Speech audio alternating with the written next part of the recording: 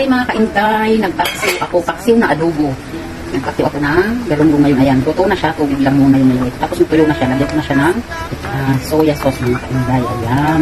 Tapos nalagyan ko siya ng olive oil. Ayan mga kaintay, para masarap siya. Tapos napakahina lang ng apoy. Nandyan yung ating ulam ngayong araw mga kaintay.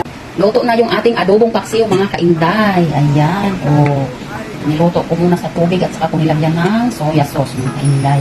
Ayan, dami niyang sibuyas kasi gusto ko talaga yan. Saka yung, nyo kung kainday yan, nag-olive oil ko kasi yan. Ayan, tikman na natin. Ayan, paminta, bawang sibuyas, luya, yan lang po. Tapos, ayan, tutong po ang aking kanin dahil gusto ko yung mga kainday. Kain po tayo at may panghimagas tayong mangga mga kainday. Ayan, magkakamay lang po ako, hindi talaga ako kutsara, madalas nakakamay. Kain po tayo, magkakamay tayo. Mga kainday, samahan niyo ako. Napakasarap ng kainday. Try nyo din rin ito. Adobong paksiw.